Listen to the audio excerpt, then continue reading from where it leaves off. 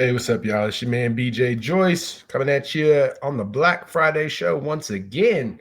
Let's make sure this is going out to Facebook and YouTube. There I go with the sneezes again.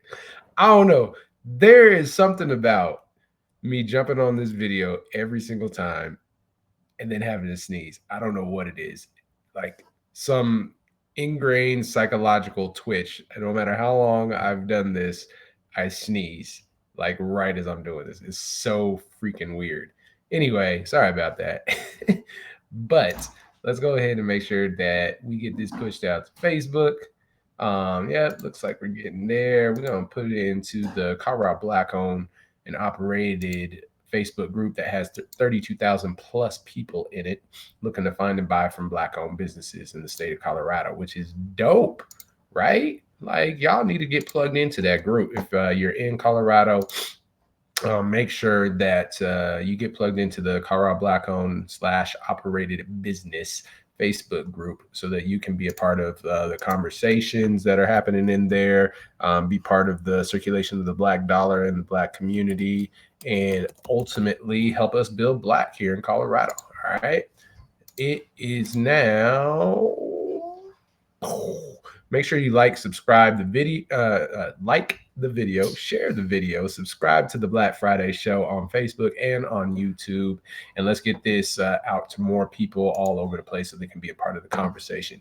You can definitely chat with us right now as well, and I'll answer questions, comments, all that kind of stuff within the chat too. All right, so here we go. Let's talk about trust. Trust in the Black community. Let me pin this real quick. Trust doesn't exist.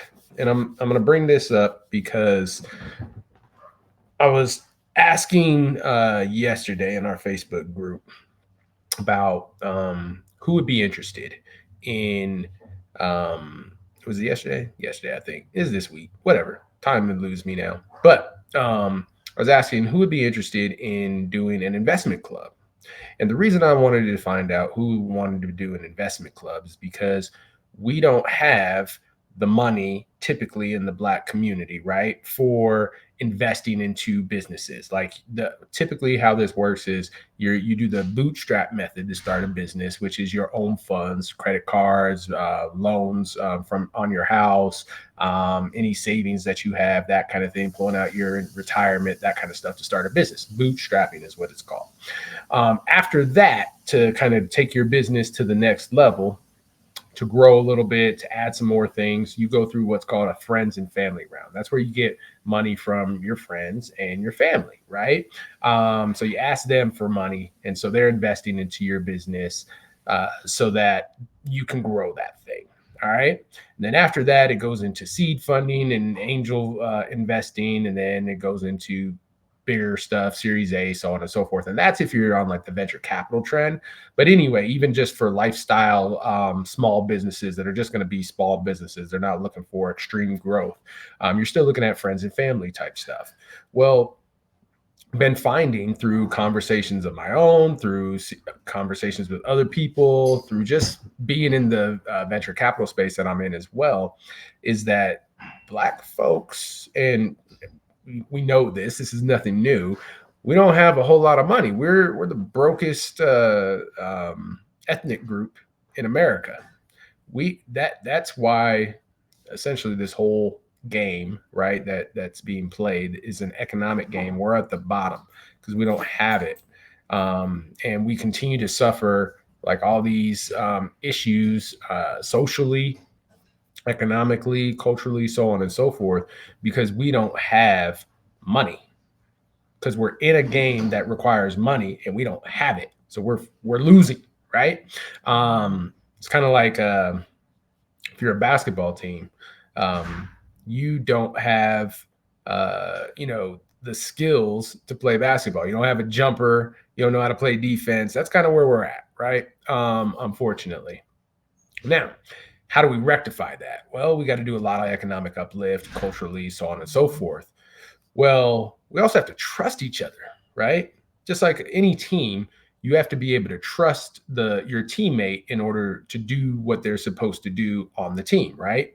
I'll use football example this time. if I'm the quarterback, I have to trust that my wide receiver is going to get to this spot within this time, and they're going to catch the ball if I get it to them right over here. So you have to trust that. And if they're not doing that, you can't trust them. You start going to, the other wide receiver, right? Um, Tanya says we are the brokest ethnic group because we are materialistic as hell. That is part of it. Yeah, I mean, that contributes to us being broke, right? Continued brokenness because we continue to just buy stuff, and we buy it from our oppressors. We're not buying it from Black people, right? Which would circulate the dollar and keep it within our community. We're getting money, and then we're giving it right back to other ethnic groups. But yeah, that my analogy, like you have to trust people. And so with me asking about investment clubs, I was like, hey, just purely exploratory, want to find out who would be interested in a Black investment club that could then invest in Black owned businesses. So we would in effect be that friends and family type investment for businesses. You'd kind of get it started, get going, like, all right, I bootstrapped a little bit, but I need money to go to the next level to really grow my business. Maybe get a shop or a commercial location. Maybe grab some additional tools, equipment, whatever that is, some software for your business, whatever the thing is to take your business to the next level to really grow it. We would be that friends and family round. So maybe anywhere between $50,000 to $100,000 of investment into a business, right? Well, on there, like some people are like, yeah, I'm interested, want to hear more, so on and so forth. And then I didn't ask for people to say, like, give me comments. I just said, tell me if you're interested. Oh, we got people who want to give comments, which is fine. All right, give your comments. Well, the comments were, Black people don't trust Black people. So you need to make sure that this stuff is all legit, and that the accounting is this, that, and the other, and that it's on point. And it's like, well, yeah, duh. Of course we're gonna do that. But there was more than one comment in like, there's no trust in the Black community. And that got me thinking more about also how we will talk about tradition. Well, also, I don't want to say they're traditional, but uh, Black neighborhoods, because we were forced to be in certain areas, right? Because they redlined and they wouldn't let us go anywhere else. So neighborhoods that had the majority of Black people in them, right? We'll call them the ghettos, the hood, whatever you want to say. These Black neighborhoods that we existed in, that now are being Black people are moving out, white folks are moving in, they're buying, they're fixing them, they're flipping these houses, and they're making a whole lot of money in the commercial areas, especially here in Denver. They're building businesses in those, they're buying those commercial spaces or leasing them, and then they're turning them into nice restaurants, or other kind of like offices, like professional services type offices, and all this other kind of stuff, right? And they're making the areas look nice.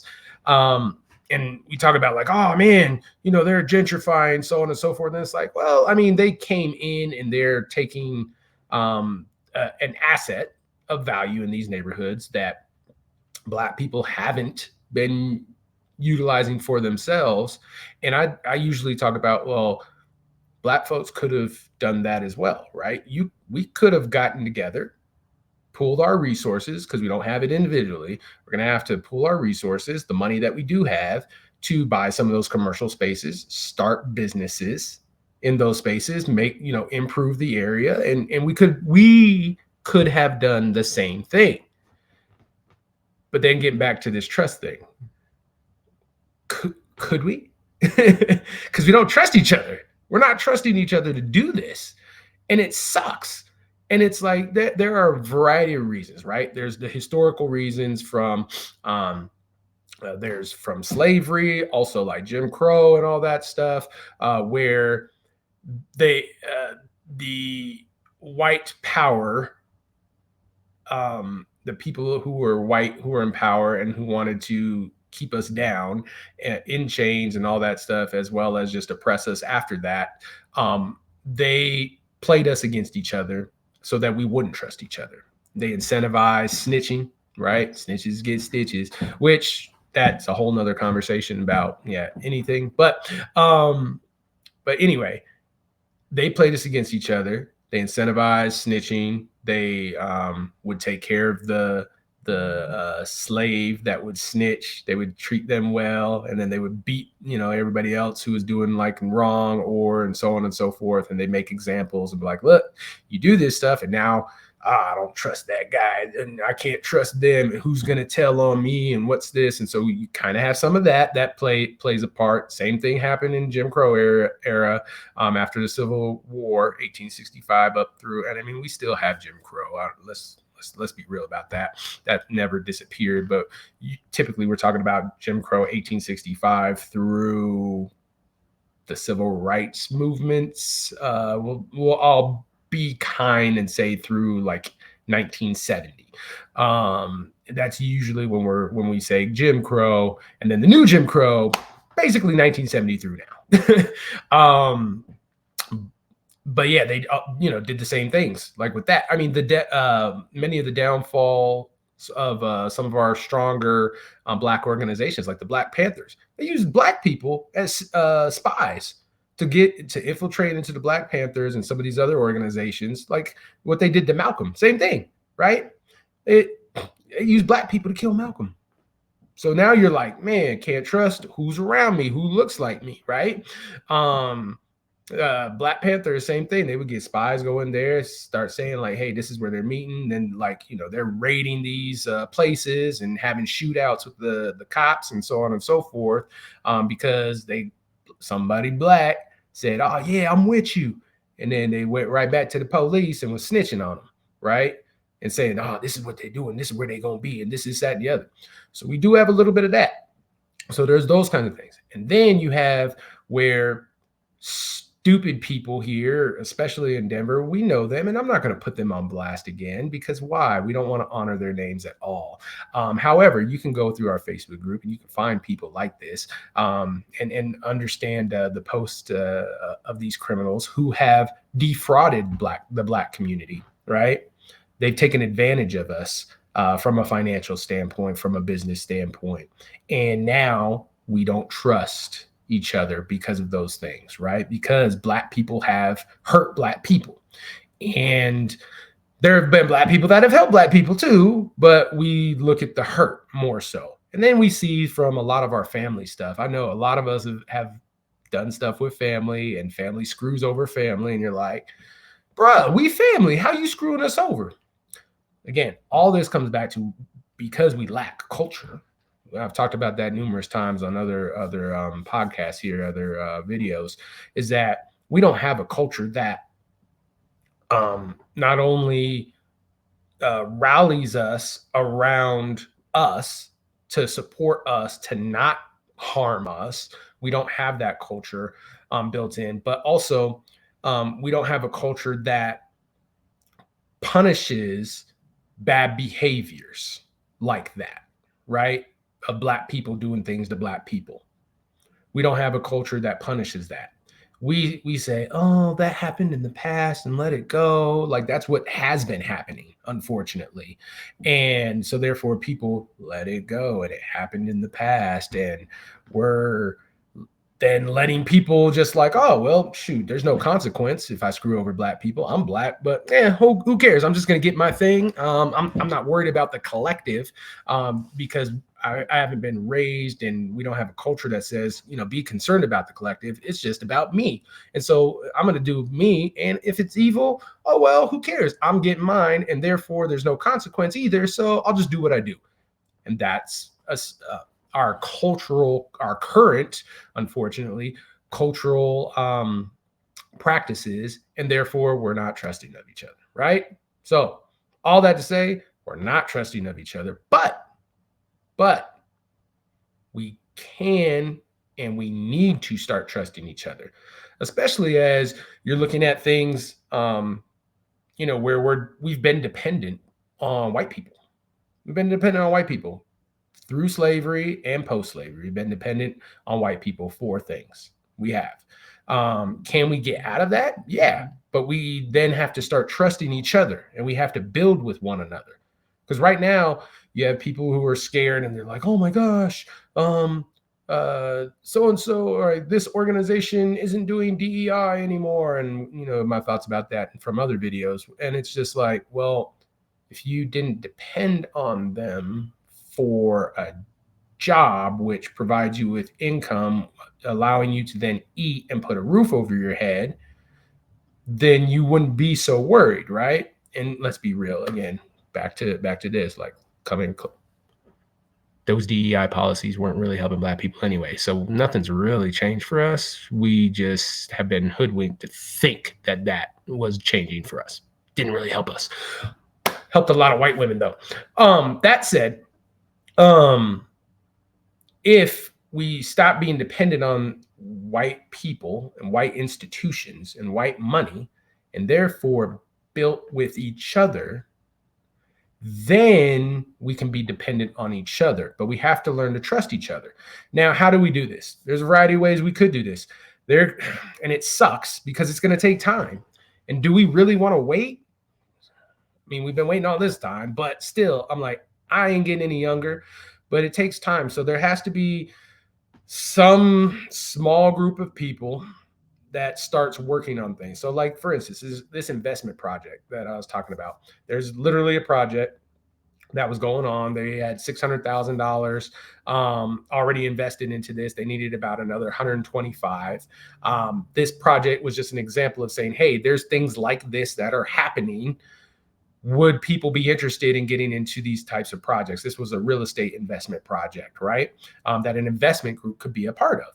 So it's like, okay, cool. If there's projects like this, so it's going to take maybe like 5, Black people to start small, do a project, whether it's real estate or investing into another business or whatever.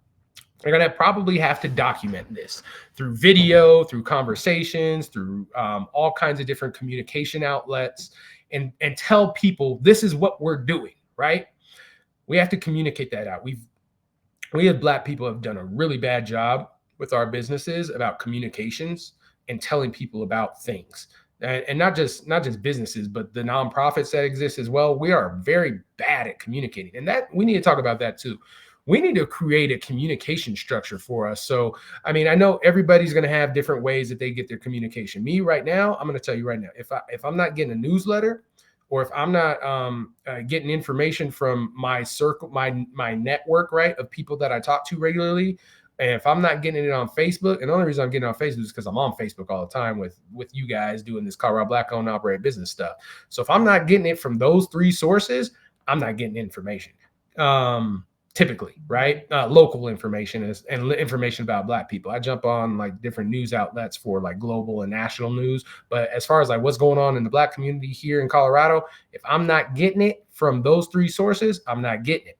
So what we do need to figure out as Black people is, especially here in Colorado, is a communication structure that most, or I don't even want to say most, but that a large chunk of people can start getting information about Black people from. Right now, that could be 10%. Even if 10%, let's say there's 270,000 of us here, regardless, in the entire state. If 27,000 people were plugged in, right, to an outlet, everybody else can have whatever, all these other areas. But if at least 27,000 people knew like, hey, we could go to this place and this is how we're going to get information about Black people and so on and so forth, I think that we could start moving the needle. Because once those 27,000 people know, then it's going to like branch out, and they'll talk to their friends, they'll post, they'll do stuff, you know what I'm saying, and other people get a hold of it. But if we could figure out a communication structure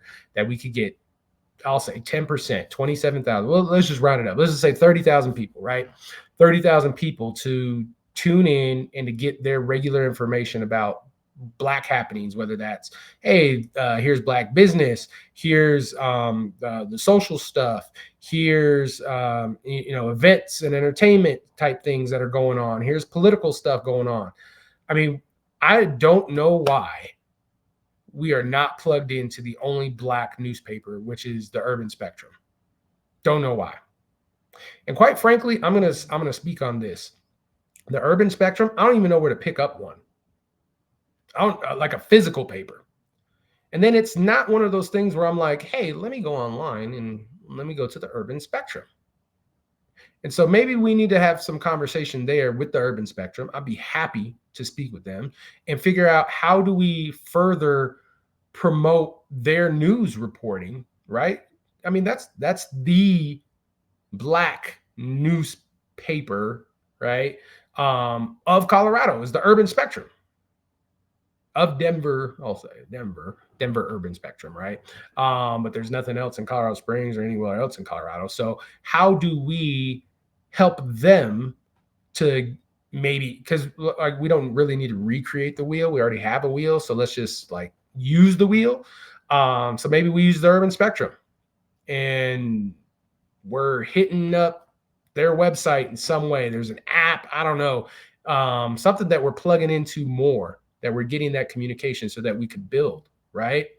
And then, so back to the investment group, as this small investment group then communicates that out to the Urban Spectrum. They do a report on it. Like maybe that's a full series or story that gets followed. The Urban Spectrum is posting that. Denver Urban Spectrum is posting that on their website and Facebook pages. They're communicating that out to their newsletter people, so on and so forth. And they're saying, hey, this is happening, right? This is what they're doing. And they follow the steps like, hey, we're currently doing this. These are the people involved. This is what we started. This is why we're doing it. They start covering this story and then they communicate that out. They say, we're doing this because we want to be an example for others to follow so that we can do larger investment clubs, more investment clubs, so that we're investing, we're taking Black people as investors, aggregating our funds. So let's say out of 5 people, like this person puts in 10,000, 10,000, like, you know, it's $50,000 total, right? 10,000, 10,000. All right, cool. We got a small thing. They go ahead, invest it, and they show and they're documenting it and they invest. Okay. And then they get the returns and they talk about the returns. And I know nobody wants to talk about the money that they make because we're in pockets, but we have to move the needle. So we're going to have to talk about those things, right? We're going to have to show this is what we did. This is what we put in. This is the return we were able to get, and show this for the rest of the Black community. And then maybe from there, we can say, all right, cool. We're that group of 5 is like, all right, cool. We want to do this again. Let's do it with 20 people now. We need 15 more people to jump in with us. Who wants to do that so that we could do a bigger deal or maybe a couple of deals, right, together because there's more funds. Here's the minimum, right, that we need. And then we can start showing, okay, cool. And then maybe there could be an investment club that's like, all right, we need 100 people in this. Minimum is $1,000 to put in. That way it's like, okay, cool. It allows people who, you know, aren't these super high net worth individuals, which the SEC calls accredited investors. You have to have $200,000 as an individual, be making $200,000. And you have to, so not only do you have to be making $200,000, right? Well, there's a couple ways. So you even have to be making $200,000 for the past 3 or 2 years, and the current year that you're about to invest, be on pace to be making at least $200,000 as an individual, or $300,000, same kind of criteria as a household, somebody who's married, right? At least $300,000 for the past 2 years plus the current year, or have at least $1 million net worth, not including your home. I don't know about y'all, but that's not easy to come by. $1 million net worth, not including your home.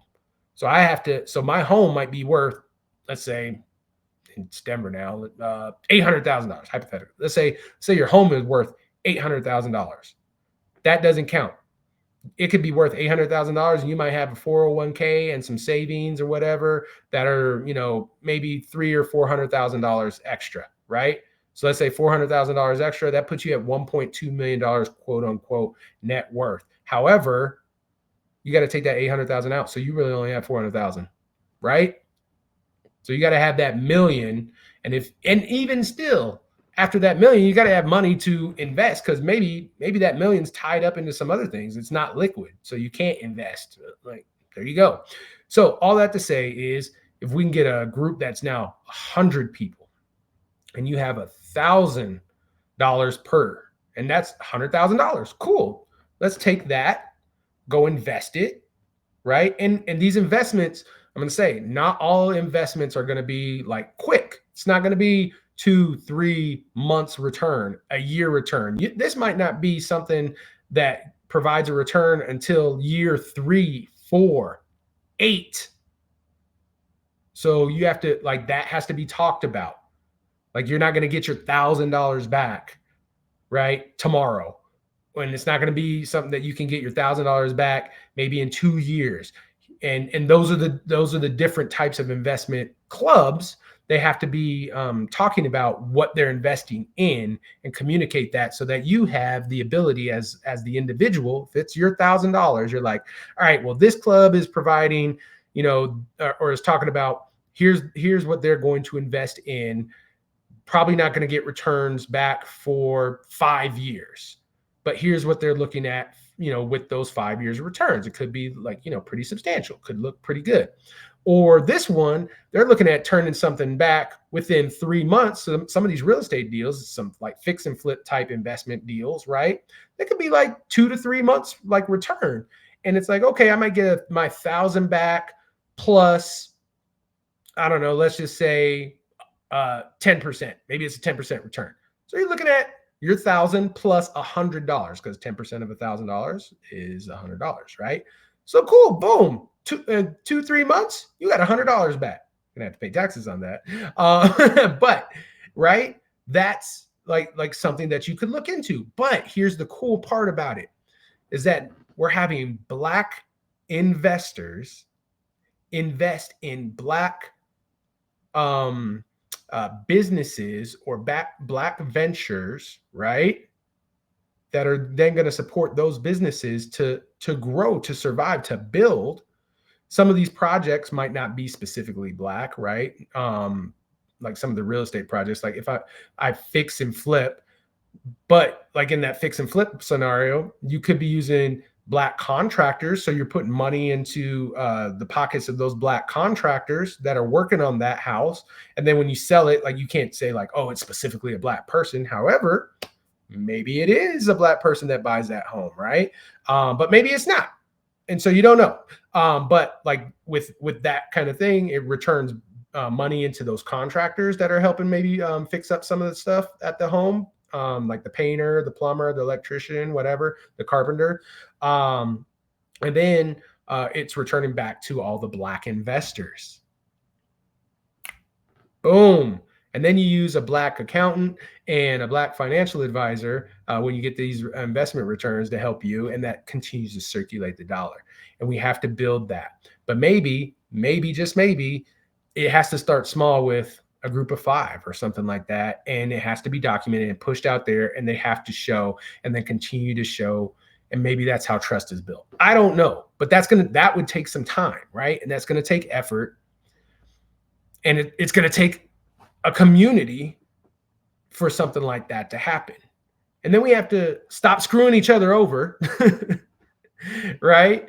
Let's first and foremost, period, right? Stop screwing each other over when it does come to any types of business activities, and do for one another, support one another.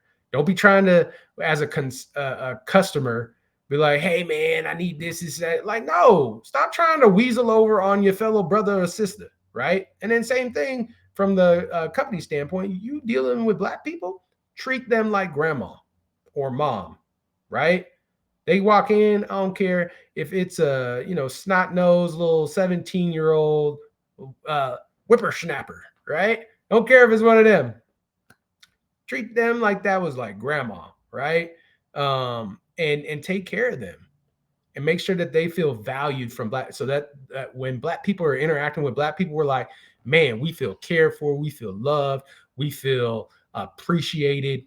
And then we start building that love and that culture and that respect for one another to where we don't want to screw people over, to where we want to help and succeed, right? We have to do that. We have to be able to build that trust. Let me hit up the comments. I got a couple comments. Kellen says, we just need a few brave souls to take a leap of faith.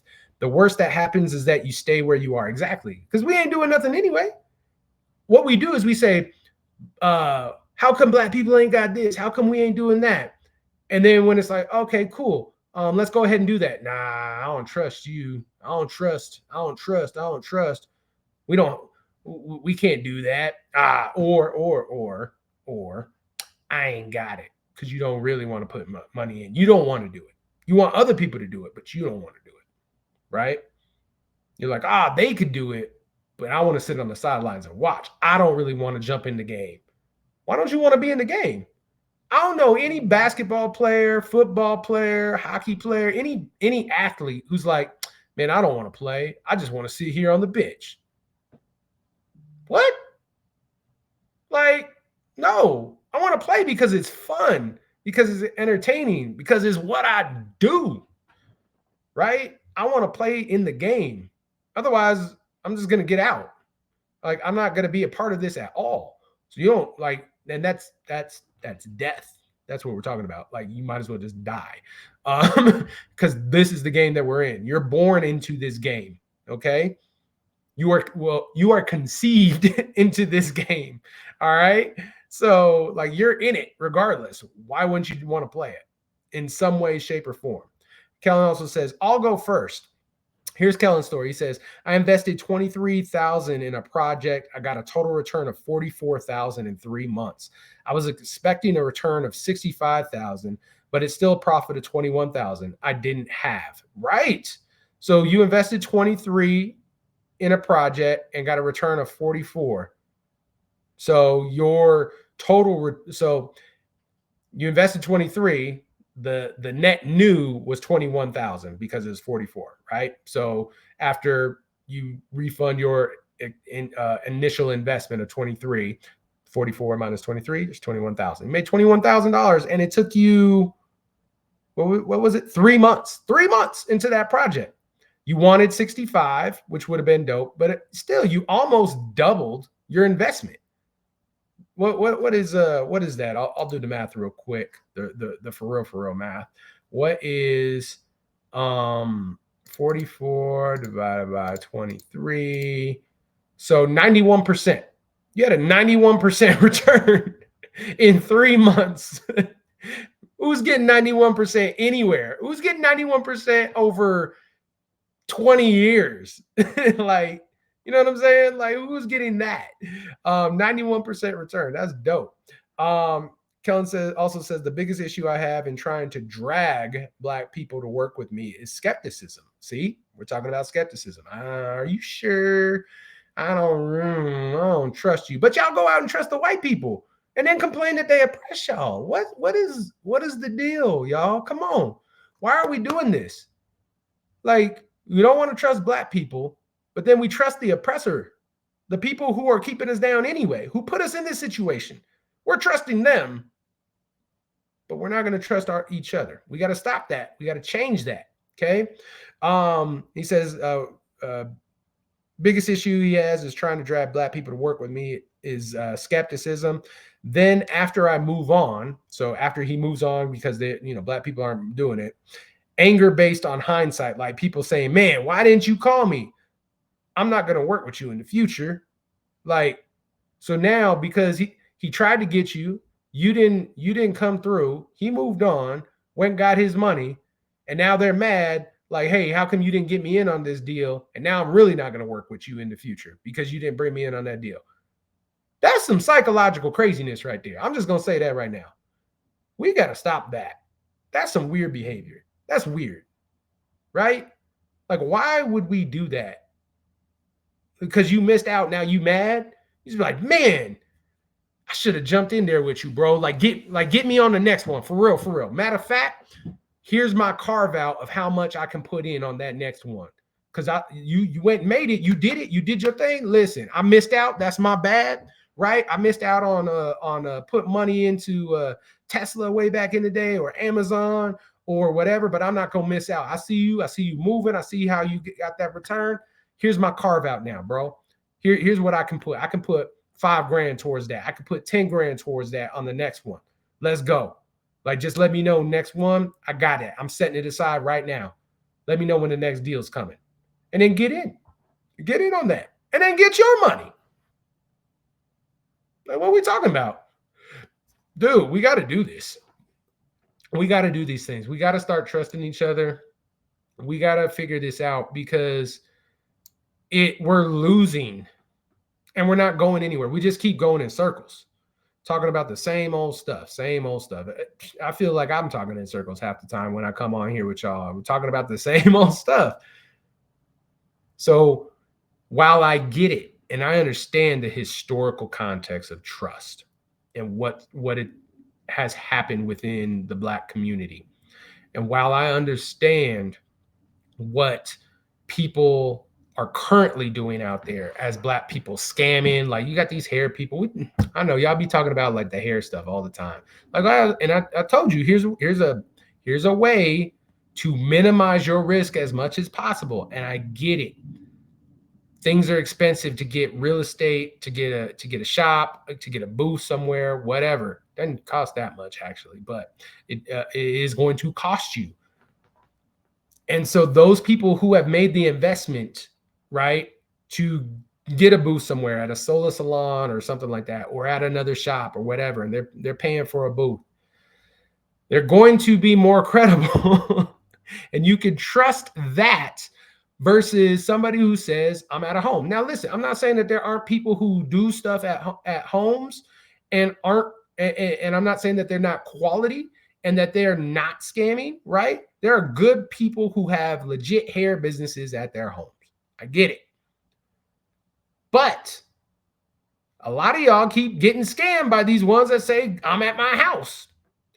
So I don't hear the ones that be like, hey, I'm getting scammed by the ones who say, I got a shop at Solar, or, a space at Solar Salon, or I'm over here at this, this beauty, XYZ beauty shop, right? I'm just trying to help y'all. If you have trust issues with hair people, minimize that, right? Go to the ones at the shop and demand better. And I understand, like somebody said, it could take my hair, depending on what's getting done, it could take 4 to 8 hours. I get that. I get that. Depending on what you're doing, the types of braids or whatever that you're getting done, could take 4 to 8 hours. And they're like, I don't want to send in somebody's shop 4 to 8 hours and they're working on somebody else's hair, blah, blah, blah. I want to just go. It's like, yeah, but here's the thing. I would rather take my vehicle to the mechanic who has a shop than the mechanic who says, hey, bring it by my house. And I drive over to their house and yeah, they got some tools and yeah, they could do it. But my trust factor says, I want the guy who's got the shop, who's invested in it. That means for me, they're more credible. They're more professional.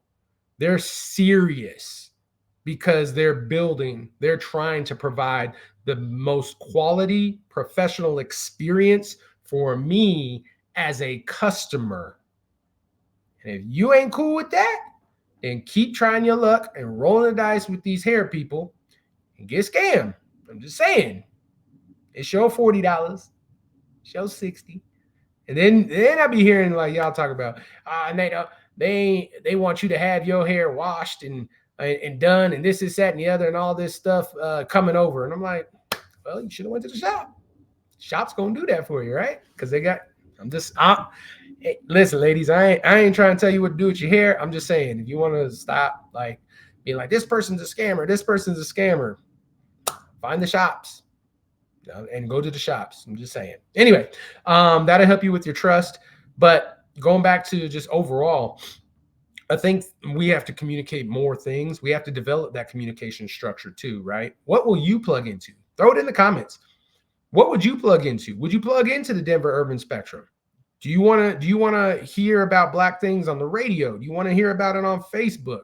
Do you want newsletters? Like, where do you want it? I did a poll before and it said Facebook, because y'all are on Facebook, I guess, that people wanted Facebook, they wanted newsletters, and they wanted Instagram. And it was in that order. Facebook was 1, newsletters was 2, Instagram was 3, is where they wanted to get their information. All right. So what you're saying is that communication structures that people, businesses, events, entities need to do a better job at promoting regularly what's happening about the Black community and Black things on Facebook. They need to get you plugged into a newsletter for them, because like, if you're not signed up for a newsletter, then you ain't gonna get that newsletter, right? So you got to sign up for those things, right? For those organizations. And they also have to like post more, do some advertisements, get you connected on Instagram. Well, are you going to get engaged? Because see, that's the dynamic, is none of these entities control the algorithms that Facebook has, right? And Facebook owns Instagram, so same thing. And Meta, whatever. We don't control the algorithms. We don't control what you see and how you see it, so on and so forth. So that is also difficult to get to you. What would be a better place? Do you want people to show up with flyers at the beauty salon that you should be going to? Do you want them to show up like at the schools that your kids go to and provide information? What do you need? Do you want them to host town hall type events and say, hey, look, we're doing this here, blah, blah, blah? Like, what would better serve you to get communication about anything that's going on with the Black community? And I'm going to speak here for Denver. This could happen. This could be replicated all over the country. So if you in other countries or other parts of the country, and you're watching this on YouTube or Facebook or whatever, like what would get you? Like, where do you want to get your information? Same thing, but we could replicate this all over. We can do it here in Denver. It can happen in Chicago. It can happen in Memphis. It can happen in Kansas City. It can happen in Virginia Beach, wherever, Jacksonville. Like, it doesn't matter. Anywhere in the country. Sioux Falls, South Dakota. Okay, we can do it there too. And there are Black people in Sioux Falls, South Dakota. I've seen them. I've been to Sioux Falls, South Dakota, and I've seen the Black people. Really tripped me out. Not that I didn't know the Black people there, but when you see the clear separation between where the Black people are, where the white people are, I was like, whoa, this is taking it back. Is interesting. Anyway, but yeah, communication, right? What's the best way for us to get stories like that, to get opportunities, to get anything, so that you guys will start trusting and that we can start rallying, right? There's a lot of free resources, a lot of things that are happening within the Black community that most people aren't even aware of, because they're not plugged into like the 8 million different places that you can get information, and we miss out, and we're not galvanizing, we're not coming together, we're not building for us. We're missing out on a lot of things. So the ones that are hearing me through this video here on Facebook as well as on YouTube, do you want more of this? Do you want more videos? Do you want podcasts? Is that where you want to get your information? Do you want what is it? What can help us? And when I say us, I mean the business, the people who are trying to do this work out here to build Black and to galvanize us. What can help us to get us, all of us, together, right? To get us communicated more, so that we can trust each other, so that we can talk about these different things. What's going on with violence in the community, health in the community, like where's the new spot to go hang out, right? Get food, to get entertainment and relax. Where's the lounge? Where's the club? Where's the party at? Where the party at? Yeah. Where what's going on politically, right? With for Black people. Is it going to be the urban spectrum, Denver urban spectrum? Is that it? Is it going to be something on the radio, something on TV? Where on TV, right? Like, help us out. That's a big issue that we got to figure out at some point. All right, it's getting time for me to get on up out of here. One last thing before I go. The program through OEdit that the Alloy Group and the Sanford Group are helping people out with businesses who want to get some loans so that they can expand or add to their marketing, their operational stuff, buy some equipment, get into a building or expand their building, whatever it is you need a loan for. They are helping. This is a program for Black people, right? Black businesses. They're still helping get Black businesses set up with that. They're going to provide the technical assistance to consult on your business on what are the things that you need to put in place and do in order to get loan ready, like as a business. And then they're going to help you go and find the best loan possible for your situation through whichever like entity that is having that, and then hold your hand all the way through the loan process, work with the banks and such on your behalf, and so on and so forth, all the way to getting funds in your bank. And this is a free program. So let me drop that link one more time in the chat. Crap, I don't know where it's at.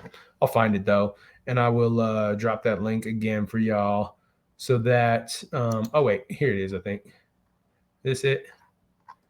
This is not it. Anyway, I'll get it and I'll drop that link for you guys so that you guys can go ahead and go to yeah, yep, all that fun stuff. Sorry, I was looking at some other things, but yeah, and make sure that you're participating in that. Also, the Black Economic Success Trust Summit is coming up. They're having a whole blackout weekend in June, starting off with the golf tournament on June 5th, then the summit and Business Expo on June 6th, which is a Friday, and then the Soul Train on June 7th, which is Saturday, and then a brunch on Sunday, June 8th. So that entire weekend is going to be the blackout weekend by the Black Economic Success Trust Summit. On that Friday, if you're a business, you definitely need to get plugged into the expo so that you can highlight your business to all the people that are coming to that event. Make sure that you're there as a vendor and you can sell stuff, you can promote stuff, whatever. That's another great communication way for you to get your business out there and exposure. I highly recommend anybody who's interested in that get signed up for the early bird discount on that, which is $100 off. It's $299 regularly. I'm going to take $100 off that if you hit the early bird stuff. So that's going to be $199 right now, and I think there's only a limited amount of those early bird opportunities as a vendor. So hurry up and get that.